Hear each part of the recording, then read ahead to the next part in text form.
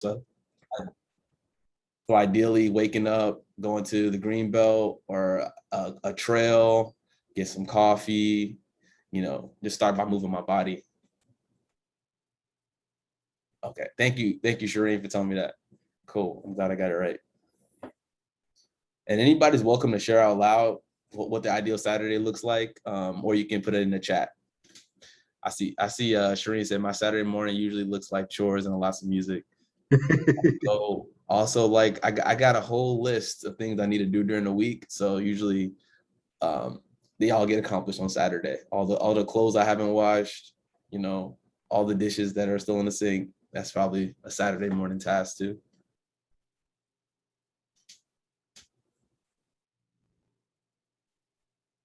All right. Well, everyone, as you're putting your comments in the chat, we just want to welcome you and thank you for being here. This is the Man and Me 2021 Virtual Summit. Woohoo! So this session that you're in right now is entitled Mindfulness, Embodiment, and Resiliency. Jacob Fisher is our speaker and facilitator for this particular session. And I'll start out with just kind of a bio so you know more about who he is. He is a graduate of the McCombs School of Business at the University of Texas at Austin. I don't know if you guys know about the McCombs, but that is not an easy school to get into. So, Jacob, that's pretty cool. While earning his bachelor's, he majored in supply chain management, minored in marketing, and received a certificate in business and public policy. In his most recent roles, he served as a business development consultant, community liaison, development director, and program and outreach coordinator. His professional experience and skill set ranges from business development, tech sales, fundraising, strategic planning, venue management, project management, program facilitation and development, content creation, marketing, administration support, and outreach. You are one busy camper. Jacob has a passion for connecting inner change with social transformation. He's a community healing facilitator, trauma informed yoga training faculty, embodied social justice practitioner, and certified yoga teacher. Cultivating presence is woven into everything he engages in. Developing a connection to nature has allowed him to move through the world with clarity, peace, and gratitude. He is committed to nurturing leadership for all those who feel called to step into that role, especially people of color. His personal mission statement is supporting the community in embodied practices to reconnect us with our natural state of well being and freedom. He believes that ultimately freedom is who you are. So at this time, I'm going to go ahead and turn it over to Jacob, and thank you so much for being here and facilitating this session. Be back, Ray. Thank you so much, Alonzo, for that. I know that was a lot of professional experience listed, but I mean, my passion is actually spaces like this. I feel like, often we don't have spaces, especially as men, where we can talk about how to take care of ourselves, how to be resilient, how to deal with stress. And one of the most powerful things we can do is to better understand ourselves and better resource ourselves. So I often tell people we can't control what happens in the world, but we can control how we respond to it. And that starts with your practices, taking care of yourself. And I hope, like, what you should expect from this session is not only content, but I'm going to actually do some experiential practices. So, I mean, I see everybody has their screen off right now. That's totally fine, but I do like you to be a little bit collaborative and hear about what y'all are thinking. So even if you don't want to turn on your screen, it'll be great if I can get some, responses from you all as well. So with that being said, I'm going to begin by talking a little bit about, what is mindfulness. I'm going to talk about, how to create, daily routines. And also, how does stress affect our nervous system? Oftentimes we think about stress in a very heady way, like I don't want to feel stress, but stress happens to our bodies, not just our mind. So if we're not doing things to our bodies, you're not going to really help with your stress. So before we go into content, I want to begin by just doing a practice for you all. So This is a grounding practice. Let's start by getting comfortable in our chair. So I like to begin by just getting comfortable in your space. So maybe looking from your left shoulder to your right shoulder and just take in everything around you. Often we're in the same space, so we don't really pay attention to what's around us. So just taking a moment and looking around and getting acclimated is always a good place to start. Once you feel comfortable with that, I invite you to close your eyes, or you can bring your gaze down low. And then we're going to just start connecting with our breath. So just do a normal inhale, normal exhale. And I don't want you to change your breath. I just want you to notice how your breath feels in your body. So as you inhale, you might feel your shoulders rise. As you exhale, you might feel them fall. As you inhale, you might feel your chest expand. As you exhale, you might feel it contract. I just want you to bring some awareness of how the breath moves in the body. So we're just going to breathe intentionally for a few moments.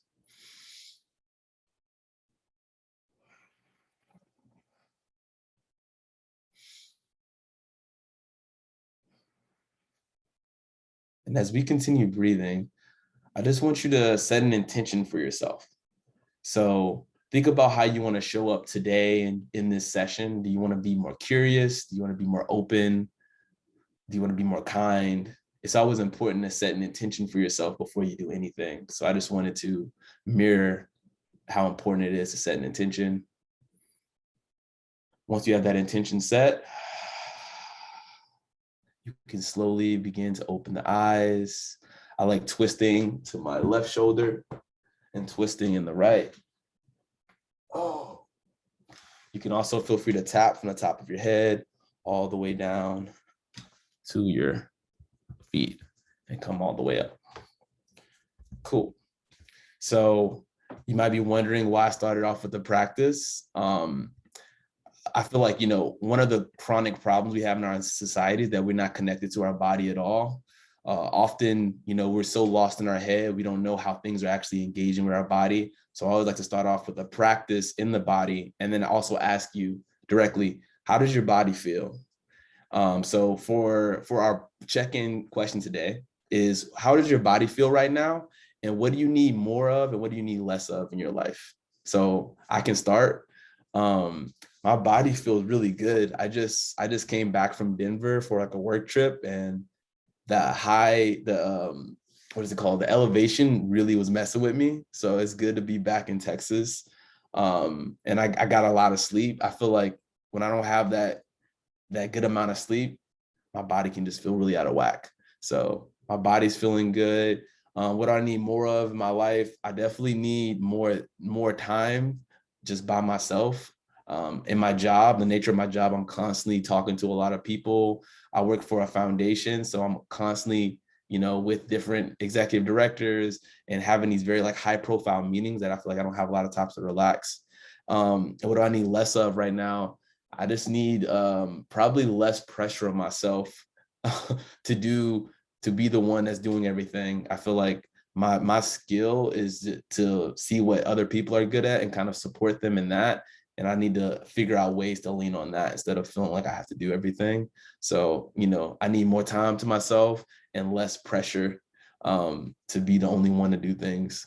So with that being said, if anyone's feels comfortable, you're welcome to share. How's your body feeling and what do you need more of and less of?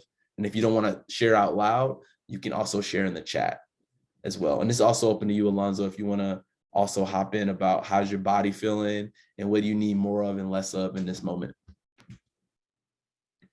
All right. So I would say that my body's feeling pretty good, actually, similarly.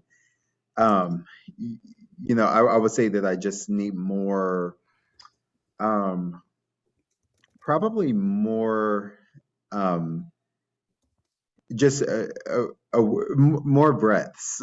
I'm glad that you started out with kind of a breathing activity, because sometimes when your mind is thinking and you're fast paced trying to get a lot of things done at once, then it's easy to just kind of um, just get in this mode of doing things so quickly that you don't slow down and really pay attention to even some of the simple things. Mm-hmm. So I would say that just less of um, just having thoughts, like thinking, multitasking, all of those kind of things. Got you. Thank you.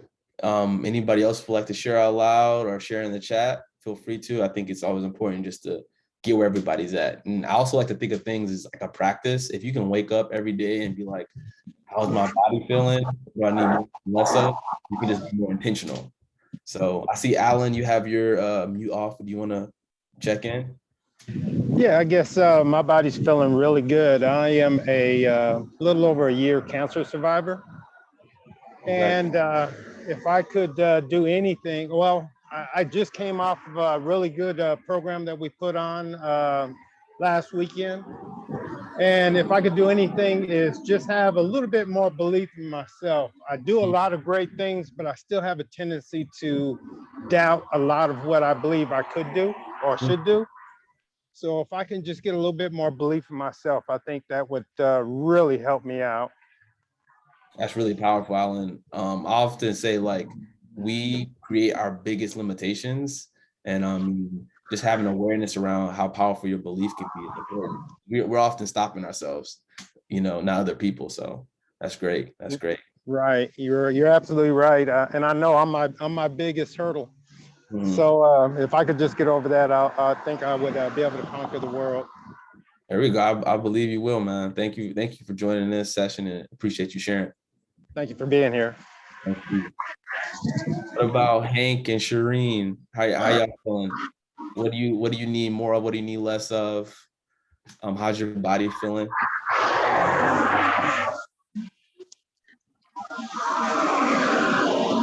Hey, Hey, Alan, you might need to mute, Alan. Oh, okay. Let me get out of here. Thank I'd say, body's doing okay. Feeling rested and stuff after exercising in the morning. you. Nice. I need to be a little easier on myself, but just need more connection. Coming off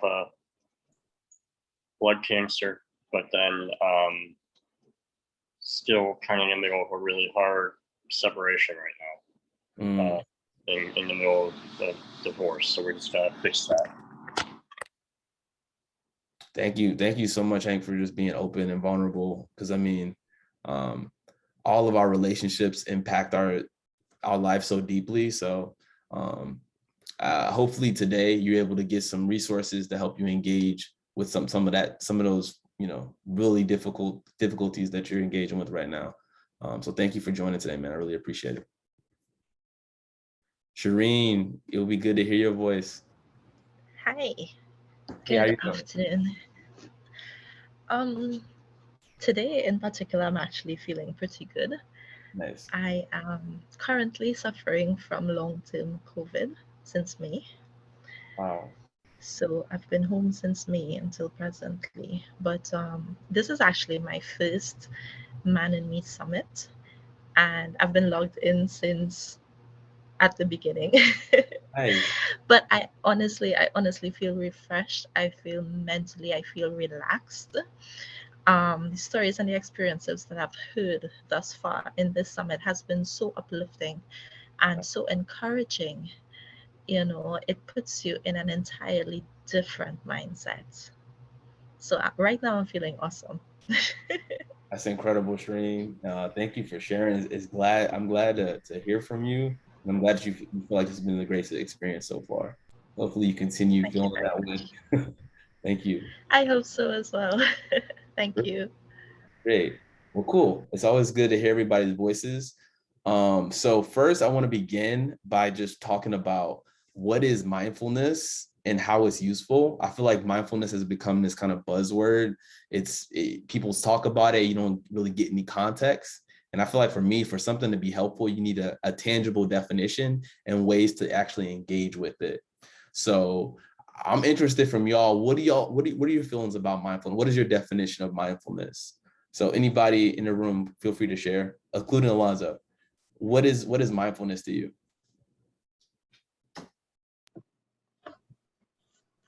I feel like mindfulness, it's having to do with mind, because the mind is in the definition full, So it's just kind of being, um, just kind of being, I would say in my own words, it's kind of being aware Yes.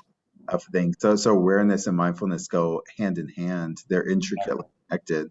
And it's being aware of kind of what's happening presently, in the current moment, and with our bodies, with self, um, and I think, possibly outside of self, maybe. That's a really great, vast definition. I like that. I mean, I have a very specific definition. I was during COVID or during 2020, I actually worked on a farm where we did equine therapy, so therapy with horses. So we did a lot of mindfulness practices with that. So I have a definition that has three components to it. So hopefully, if you don't take away anything today, you'll have this definition of mindfulness. So the three aspects of mindfulness is staying present in the moment. So that means you're not worried about what's going to happen in the future, you're not worried about what's going to happen in the past. You're present in this moment. Oftentimes, we either live in the house depression built, so thinking about the past, or living in the house that anxiety built, or thinking about the future. So it's very few moments in our life that we're actually present in the moment. So if just coming back to the present moment is so essential. Otherwise, you're constantly be in a state of fight or flight. You're constantly feeling like you're behind, or you're resonating with something from the past. So staying present in a moment is the first aspect. The second aspect of mindfulness is being intentional about our behaviors and choices. So that's about being responsive instead of reactive. Often I do a lot of mindfulness facilitation with youth, and I use the example of, hey, you're going down the hallway and someone steps on your shoe. Your first instinct could be to do something about it. It could be to push the other person. It could be to yell at them. A mindful approach is to be responsive. So instead, someone steps on your shoe, take a moment. Hey, it's a lot of people in this space. It's probably really easy to step on my shoe. Oh, that person didn't do that on purpose. So you give yourself space to respond with your best self. So that's the second aspect. You're being intentional about your actions. And the third place, what I feel like is really important, but people don't often think about, is moving out of place of judgment to a place of curiosity. So often, it was mentioned before, I think from Alan, we can be our own worst critics. So often we judge our thoughts, we judge other people, and we're constantly in a state of judgment. So a huge part of mindfulness is to be curious about things. So maybe something's happening. How can we ask questions about this? I think about often, like when I'm facilitating yoga and it's a really difficult pose, I always tell people, hey, what else is there? Can you connect with your breath? How does this feel in your body? I know it feels tough, but how exactly does it feel? And just by getting curious about something, it can shift from something negative to an opportunity. So instead of like, oh, my body hurts because I'm doing this pose, it's like, wow, I feel really connected with my breath. Oh, my core is firing up. So instead of bringing your attention strictly on the judgmental negative tone, you're being more curious about yourself. And when you're curious about yourself, you can take that curiosity to other people. So the three aspects of mindfulness that I hope y'all take away is, first, staying in the present moment. Second, being intentional about your actions. And third, moving from a place of judgment to a place of curiosity. So with those definitions, mindfulness can literally be anything. You can be mindful about being in traffic in the morning. That's a difficult practice for a lot of people. So much things are happening out of your control. How can you be present? I mean, sometimes when I'm in traffic, I'm like, okay, this is a good opportunity for me to connect with my breath. I can have a little practice while I'm in traffic. So you feel like no moment is lost. When you're mindful, every moment's an opportunity to either resource yourself or to be present, instead of being, angry that that something isn't happening that you don't have control over. So with that being said, I think about mindfulness as, or practicing mindfulness as, a muscle. So we all can connect to the idea that to go work out at the gym, I mean, to reach our goals at the gym, we have to consistently engage with it. It has to become a practice. That's the same thing about mindfulness. Initially in the beginning, it's very difficult to be present. It's very difficult to stop immediate judgmental thoughts. It's really difficult to be responsive instead of reactive. But as you continue practicing these things, it becomes a muscle, and it gets easier and easier to the point where being present just becomes your default. You know, often people ask like, hey, how are you calm? And it's like, because I practice being mindful every day. So it's a skill set that I'm developing. And when we think about it like that, it's not that, you know, you're a mindful person and like people are mindful or they're not mindful. It's people practice mindfulness and people don't practice mindfulness. So you're always making a choice, and it's either you're being intentional or you're not being intentional. You can choose to be more mindful or you can choose to not be, but you're making a choice. So I feel like this is a great opportunity to begin that journey, if you're not already, of how do I engage with the world in a mindful way. And with that being said, I wanted to offer a few practices for you all. So like I said in the beginning, I don't want this just to be something that you can take some notes in. I want you to actually have experiences that if they feel good in your body, then you can take them to your day-to-day. So I'm going to go through 3 different types of breath. The first one is a relaxing breath. So you're going to inhale for a count of 4 and exhale for a count of 8. And when you extend your exhalations, you're able to engage with your parasympathetic nervous system. So that's what we call our rest and digest. If we're in a state of fight or flight, and when we're in a state of fight or flight, we're not thinking from our best self. So this is a good breath to use if you're feeling anxiety and you want to relax. So that's the 4 to 8th breath. And then I'm going to go over the balancing breath. So inhale for 4 and exhale for 4. This is a great breath for just to generally feel balanced. If you feel kind of out of whack, this is a good breath to engage with. And then the final one, we call this the coffee breath or energizing breath, where you're just going to exhale continuously 20 straight times, and you're going to feel your body get energized. So I know often, you know, I wake up and I don't have the most energy, and sometimes I don't want to grab a cup of coffee to start my day. You can engage in breaths to actually energize yourself and not have to be dependent on, you know, a substance. So with that being said, for everybody who feels comfortable, feel free to join me. So we're going to begin with our 4 to 8th breaths. So first, start off by getting comfortable in your chair. I like to rock from left to right, forward and backwards. Get to a nice spot. I welcome you to close your eyes if you like. If not, you can bring your gaze down. And we're just going to inhale for a count of 4 and exhale for a count of 8. And I want you to imagine that you're blowing through a straw. So you're going to have pursed lips. So you can follow after me. Inhale, 1, 2, 3, 4. Open mouth, exhale. 1, 2, 3, 4, 5, 6, 7, 8. And we're going to continue doing that. Inhale, 1, 2, 3, 4. Exhale, 1, 2, 3, 4, 5, 6, 7, 8. Continue at your own pace. Inhale. Exhale.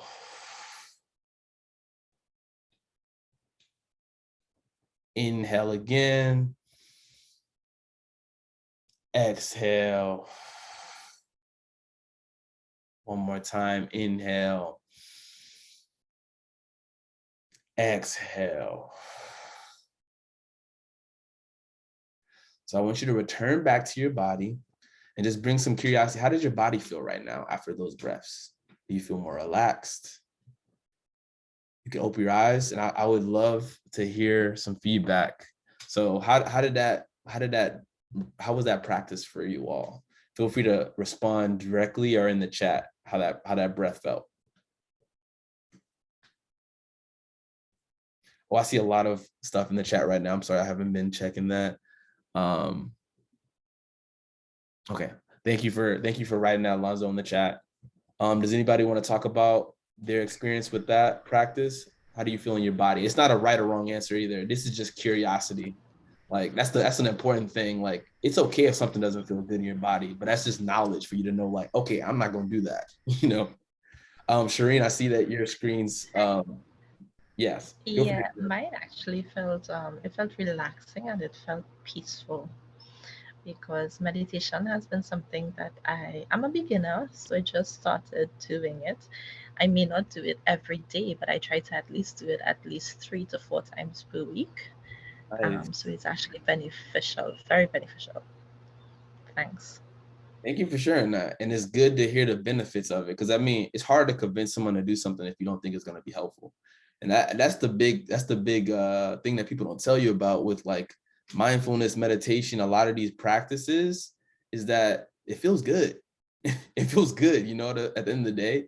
And I also want to just remind you all that we all have our own mindful practices already. This is not something new. Like, you know, for me, running is a mindful practice, playing tennis, you know, going on a walk, listening to music, like we already do practices to resource ourselves. You know, some of us, we go fishing, you know, so it's like, it's not about creating something new. It's rather, hey, if I know that I need to go outside when I'm feeling angry, then when I'm having that conversation with my spouse and we're getting heated, I'm going to take that space so I know, so I don't react in a bad way.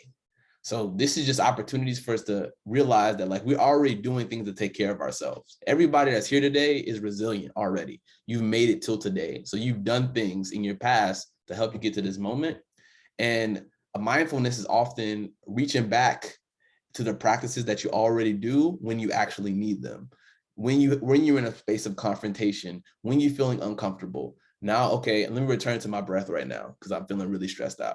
All right, let me go on that jog because I'm about to have this difficult conversation. And if I don't run, then I'm gonna be out of luck. So, you know, I don't wanna act like mindfulness has just been created. Humans have been mindful throughout history. It just, we live such busy lives that it's difficult to be mindful now. So I just want to also say that.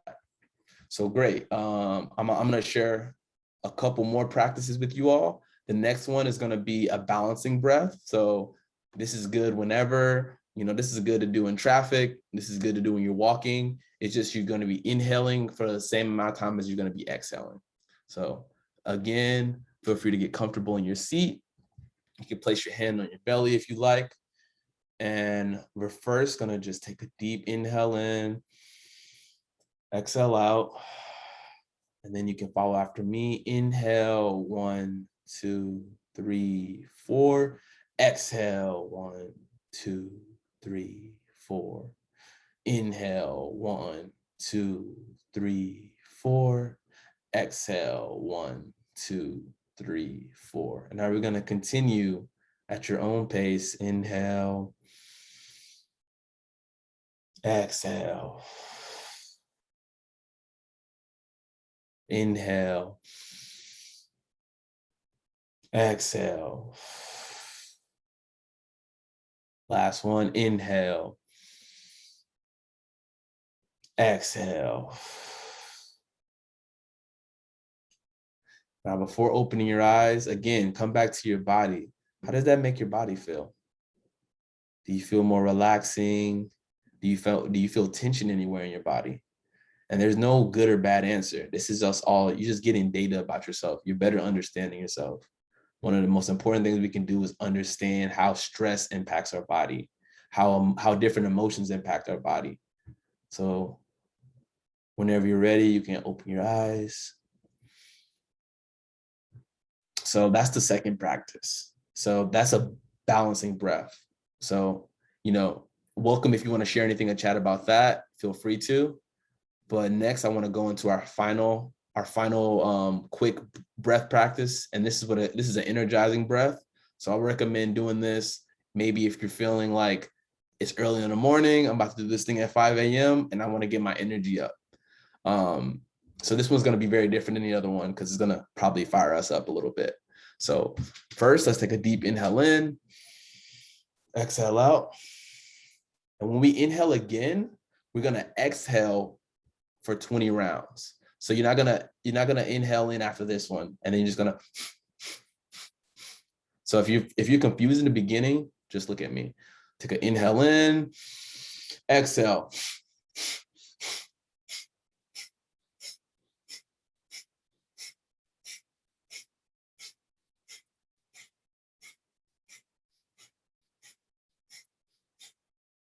And after 20 rounds, you can return back to your breath.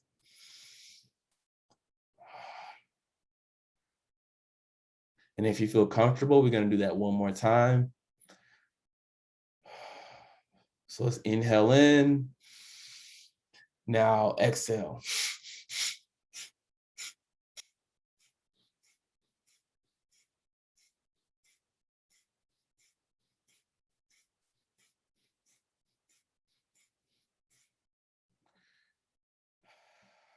Back to your natural breathing. Now I'm interested in how that one felt compared to the other ones. I already feel kind of the energy moving inside of me. Does anybody have any insight on how they're feeling?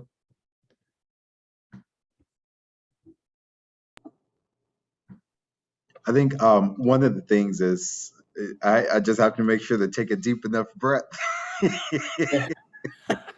Not run out of air for those 20 counts. That's a good Um, point. Good point.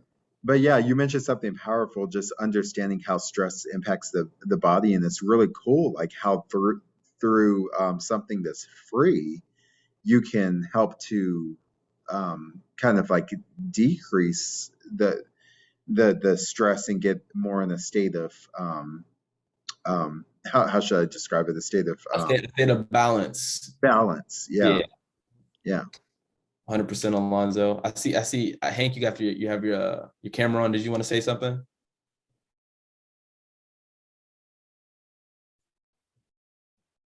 It's completely fine. Okay. Yeah, sorry. No, you're I'm good. on so it's a little different. Just I felt the heart rate kind of go up a little bit there. Nice, nice. And that's something that like I definitely wouldn't recommend doing the final breath a lot, because it can also kind of throw you out of whack if you're really, really energized all day. So that's something to use in specific circumstances. So cool. So I want y'all, like, if any of those felt good for you, feel free to use them now. Like waking up and you feeling like, wow, I need to get energized, use the last one. What if you wake up and you feel like you're really anxious and you need to calm down? Use that relaxing breath. Shireen said it was very difficult at first, but then I caught on. I felt some tension, and it was sort of depressurizing a container. That's a really great visual right there. Thank you very much, Shireen. Um, Alonzo, I heard you touch on stress, and I want to talk a little bit more about stress because I feel like stress gets a bad rep. I want to first say that stress is not bad. Stress is not a bad thing. It actually, our stress responses keep us safe. But what we don't really take account for is biologically, we're the same, species as humans were for hundreds of thousands of years. And for them, like if a lion was coming, they would have a stress response. Now we're not faced with lions, we're faced with traffic, we're faced with deadlines, we're faced on always having to be on, we're faced with not having enough money to buy certain things. So our stressors look different. So our bodies react to, potentially having this difficult conversation with our partner, like a lion is chasing us. So we live in a very modern world, but our bodies aren't different than our bodies were 100,000 years ago.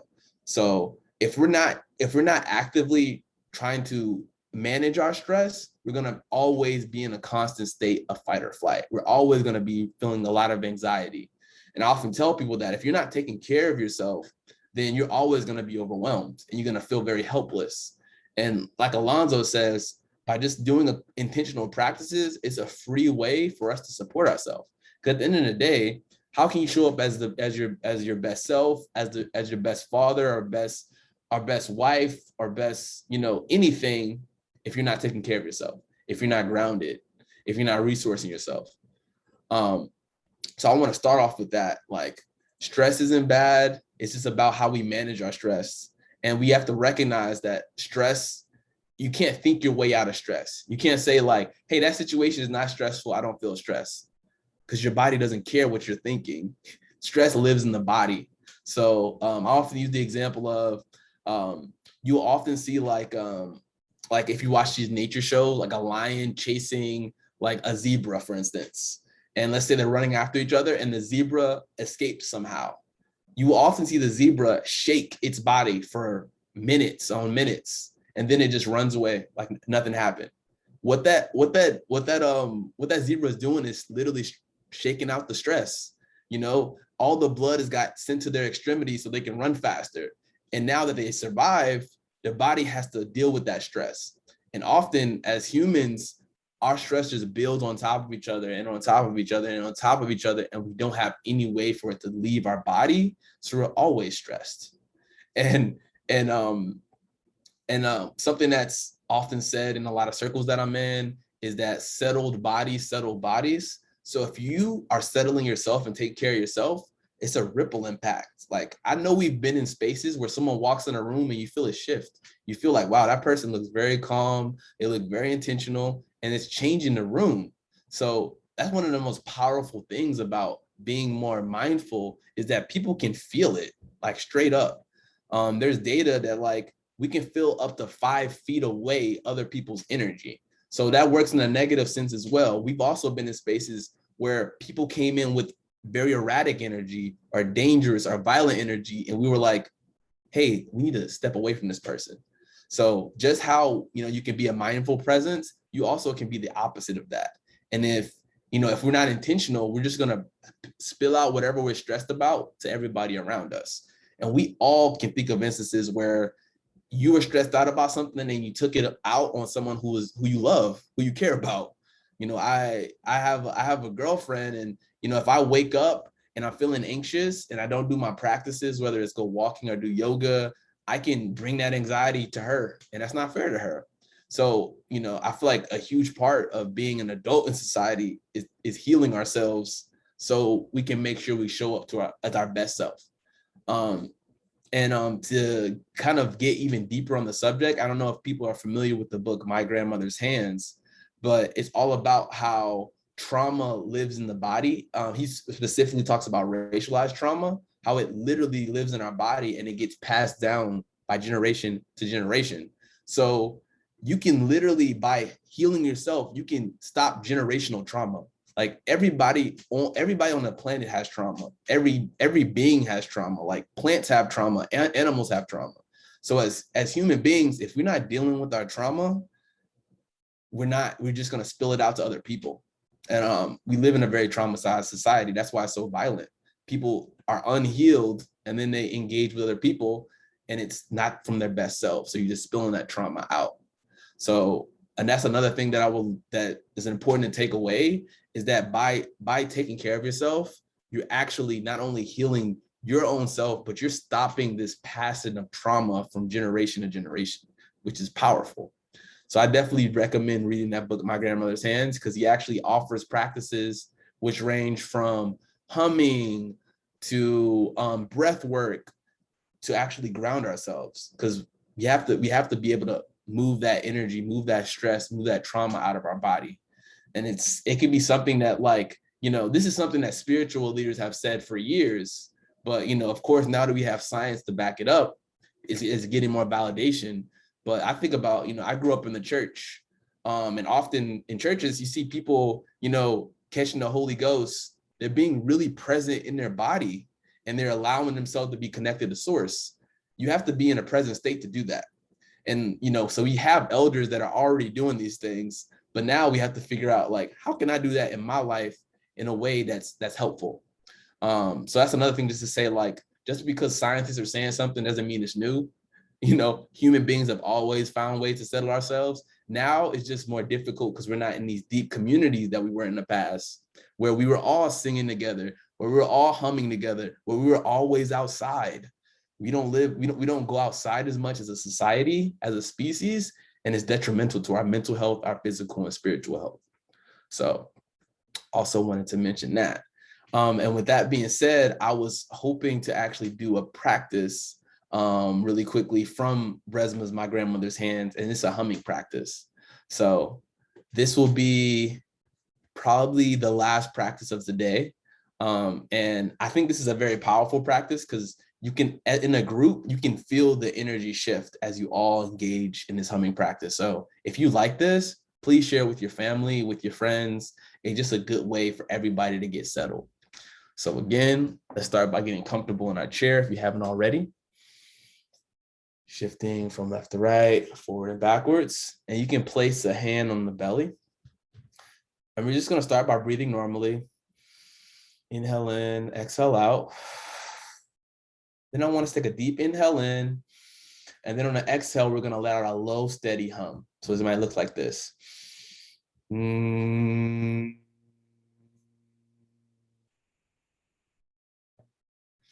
we're going to continue that. Inhale in, exhale hum.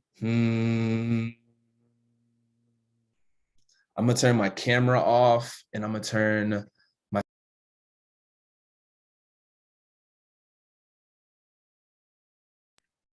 I want you to just continue that humming. Inhale in, exhale hum.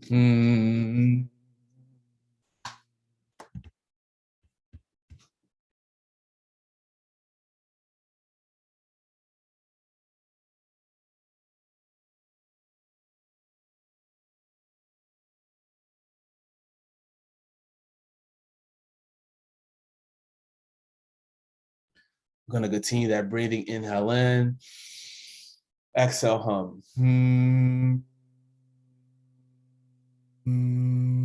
Let's do that 2 more times.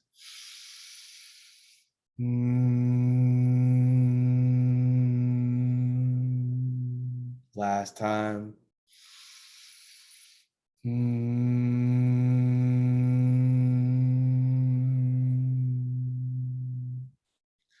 Now I want you to keep your eyes closed, and I want you to come back to your body. How does your body feel? Do you feel more settled? Do you feel more tension? Do you feel more ease? Again, a big part of mindfulness is about being curious. So how is your body feeling just from that practice? How did the vibrations engage with your body? And whenever you're ready, you can open your eyes. So I would love to hear how that practice felt for folks, that humming practice. Did y'all feel a shift in the room? Did you feel a shift in your body? How was that?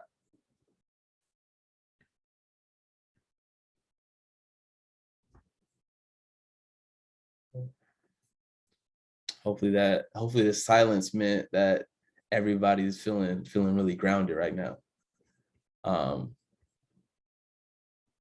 Alonzo said closing eyes really helped you focus. Yeah. You know, I always tell people, like, you don't have to close your eyes, because sometimes for people, closing your eyes makes them anxious. But if you feel comfortable with closing your eyes, it just allows you to focus your attention on your body instead of focusing on all the external. All right, Shireen said, I felt the hum vibrate my limbs. Wow. Yeah, it's crazy, but oftentimes we don't have a strong connection with our body. Like, you know, you often hear someone like, but hey, how does your body feel? Like, oh, it hurts. It's like, where does it hurt? And people don't even know. It's like, I don't know, it just hurts, because we're so disconnected from ourselves. That's why it's really important for me to tell people the importance of practices that engage the body, because we're more than just our head. We're a whole human. You know, so you got to do things to settle your body, or it doesn't matter what you're thinking. You can't outthink stress. You can't outthink trauma. You have to do things. And our ancestors deeply knew this. Our ancestors were outside. They were connected to the earth. They were doing collective practices together, and we're just not connected to that. So that's why, you know, stress is a pandemic in and of itself. And to throw an actual pandemic on top of it, it's really difficult. And also, you know, mental health services aren't cheap and they're not accessible. So if we finding ways to resource ourselves is a necessity. Yeah. Okay. And Shireen said, help. He says the eyes closed brings a different sense of attachment to the activity. Wow. Okay. That's great. Well, thank y'all for engaging with that practice. And I would love to kind of hear from y'all right now. What are some practices that you do to kind of de-stress, to ground yourself, to feel settled? And I can start. I'm a big runner. This guy, he like taught me a method of breathing that makes my run feel like a meditation. So like when I run, it feels very meditative, you know, to intentionally breathe for like an hour straight. So it feels, you know, it feels good for my body, but also feels good for my mind. So I really like running. Yeah. And then I feel like listening to music is just a great way for me to really to be really present and not stress about what's going on. But I would love to hear from y'all. What are ways that you de-stress? You know, and that could be, like I said, it can be like fishing. It can be like playing a sport. Is anybody, oh, Hank, did you want to mention something? Yeah, I found that prayer. So I'll do a rosary, but I'll exercise also. I've combined like a prayer walk or prayer run in the mornings. That helps me a lot. And I'll do that while I'm out running or walking. And I'm kind of getting two things done at one time then. So that really helps de-stress a lot. I love that. I love how you brought the spiritual aspect, Hank, because a lot of religions have rituals baked into them. So like if you just are intentionally following your faith, you can do a lot of the things that I'm doing.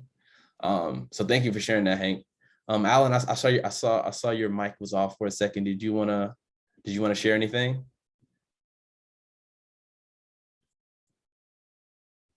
Okay. Well, also the chat open, so if anyone wants to share anything in the chat, feel free to.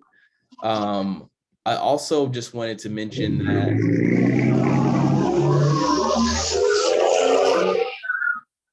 Hey, Alan. Yeah.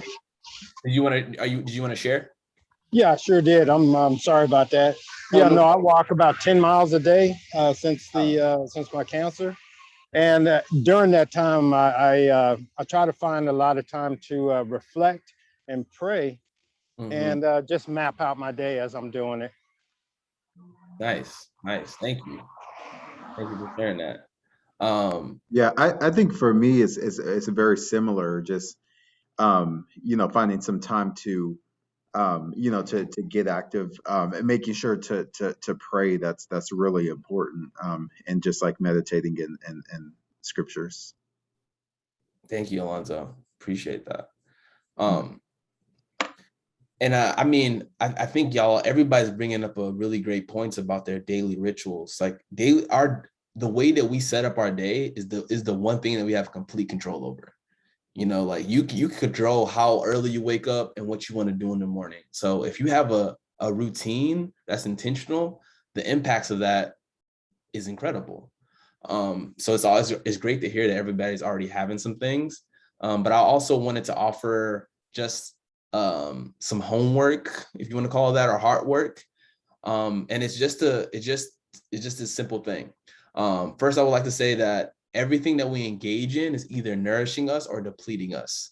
So that doesn't mean that it's good or bad. Sometimes, sometimes going to work can be depleting, but we got to go to work. But that's just something to acknowledge. Everything that we're doing is either giving you energy or stripping you from energy. So my homework for you all is just to bring some awareness of those activities. So let's say you have a day. Could you reflect on that day? What activities was nourishing? What activities were depleting? And this is just the opportunity for you to look at like how your weeks are unfolding. If all 5 days during the weekday, you've just been very depleted, then that means on the weekend, you better do some things to nourish yourself. So this is just a way for us to track how to take care of ourselves. Because like I said, it's not like, just because you're doing a lot of depleting thing that you're doing something wrong. It just means that, hey, I have to be intentional about counteracting that by doing some nourishing things. So any way you want to engage with that, it could be a journal. It can be just like reflecting, like, hey, I had this project that I had to do from work and it took me 7 hours today. I need to do something to bring my energy back up.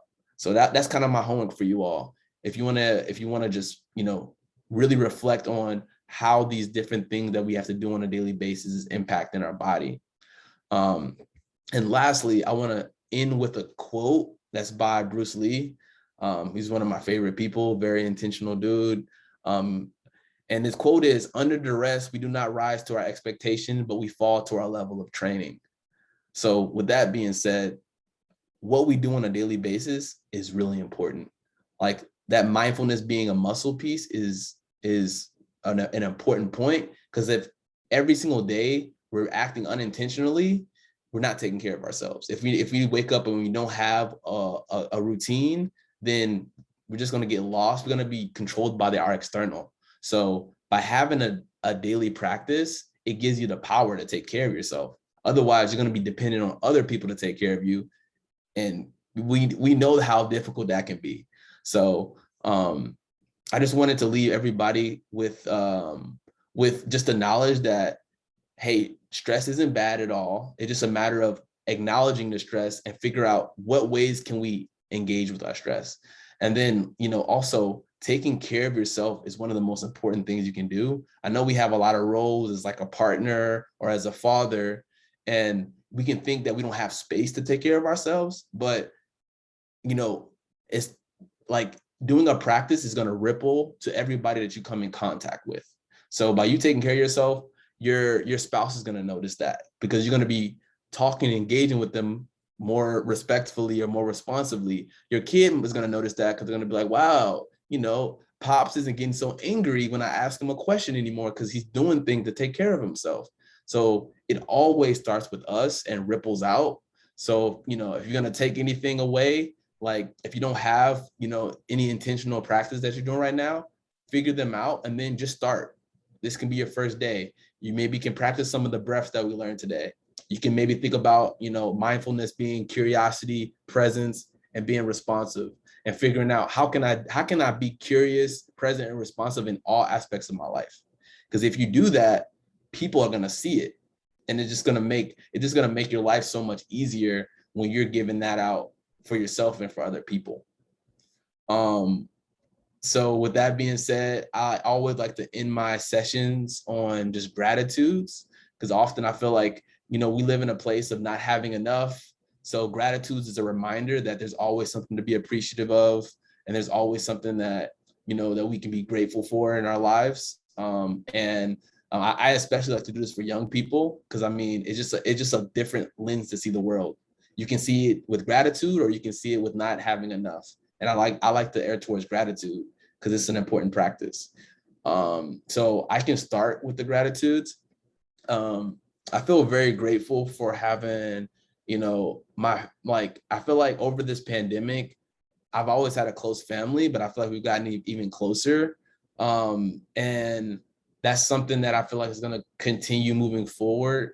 And I feel like it's something that's really been a great foundation during this time, because I feel like if I didn't have my family, I wouldn't be in the best place. So, I'm grateful for my family's care and just us building a stronger relationship over these like difficult times. And you also can share your gratitudes in the chat as well. And the gratitude can be as simple as one word or anything that you like. So if anybody wants to share out loud what they're grateful for, it'll be really great. Yeah, I would say that I'm definitely grateful for the Lord. I'm grateful for you guys. I'm grateful for family, and I'm grateful for Shireen's chat message. She shared about something, music, like reading and music. Music is powerful. Nice. Anybody else want to share out loud something that they're grateful for? Gratitude is such a central practice to like any religion, because prayer often is a way that we're extending our gratitude. So I feel like, as a society, we're becoming less spiritual or religious. So we have to find ways to bring all those really positive, beautiful aspects of religion and spirituality into the people. And I feel like that's why I always end in gratitudes and generally, because it's like, if you're not praying regularly, then gratitude is a great way to engage with the same premise. Terrence said, very grateful for this course and this conference. Excellent work, much needed in our community. Thank you, Terrence, and thank you for coming today. I know there's so much that you can do on a Saturday, so I appreciate you taking that time. Anybody else? Alan, Hank, Shireen, did y'all want to share gratitude before we leave? Shireen, I'm grateful for the opportunity to overcome such a dreadful condition and live to experience these moments in life. Yes, Shireen. And I'm wishing you the best on your journey, and I appreciate you coming.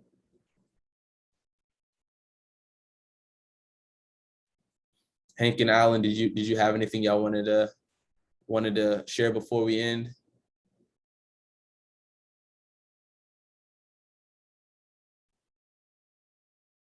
Okay, well, just know that, Gratitude, I always tell people gratitudes aren't for like me or for this specific moment. It's honestly for us. Whenever we're grateful for things, it allows us to live our life more freely and be more appreciative about what we have. So, I mean, I want to thank everybody here today. Hopefully some type of content, some type of practice resonated with you and you can take it from this session. And ultimately, I feel like as a society, we have to shift the culture around like normalizing taking care of ourselves and normalizing talking about how stress is impacting us. Because otherwise it can become a silent killer if we're not talking about it within our community and if we're not healing together.